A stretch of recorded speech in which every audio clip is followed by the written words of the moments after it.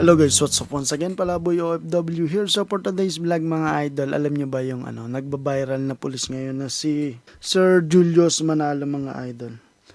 Ito yung tungkol sa napawalay siya sa kanyang magulang ng ilang dekada and then nagkatagpo ulit sila.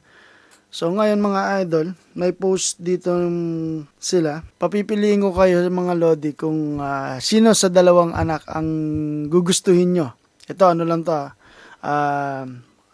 question lang to, tanong lang to, opinion lang to bilang isang anak sa kanilang mga magulang. So, si Sir Julius na may gintong puso, ito, or si Carlos Yulo na may gintong medalya. Alin sa dalawang anak ang pipiliin nyo? Parehas sila magkaiba sila ng sitwasyon Si Sir Julius na nawalay sa kanyang magulang pero may respeto sa nanay after many decades. Hindi nawala yung kanyang respeto, wala siyang pinagsisihan, wala siyang sinumbat doon. Or si Carlos Yulo na kasama niya habang siya ay lumalaki at nagtagumpay, pero walang respeto sa magulang. So mamili kayo sa dalawang mga idol. Mag-comment lang kayo below and then gusto kong humingi ng inyong opinion. No? So ngayon mga idol, basahin naman natin yung mga reaction ng mga netizen. Sa comment section syempre, babasahin natin yan. Then, mag-react din kayo. Ang sabi dito ni Kabayan, aanhin mo ang medalyang ginto kung ang puso mo ay tanso. Magka-rhyme pa yun At walang respeto. Kinain na siya ng gintong medalya niya. Ayan yung sinabi ni Kabayan sa comment section niya. Basahin pa rin natin ng iba. Dapat mag-training na siya pag gymnast para alam niya hirap ng pinagdaanan.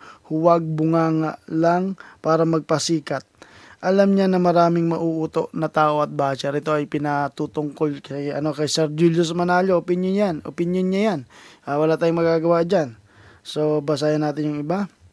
Doon ako sa may puso para sa magulang, hinanap ang ina kahit ilang taon na walay sa kanya.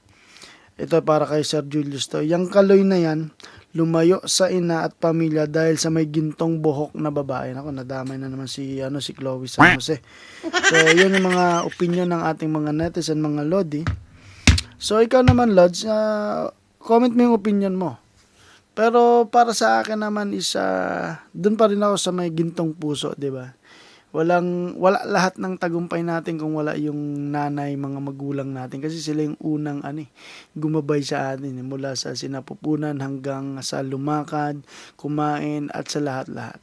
Kaya never kung iiwanan yung magulang in case na magtagumpay ka or nagkatagumpay ka na sa buhay mo. So, yun lang.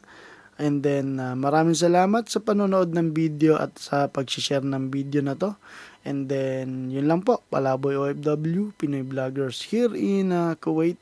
Kasama natin si Rapi Samstil and Brian Pantanar mga lodi.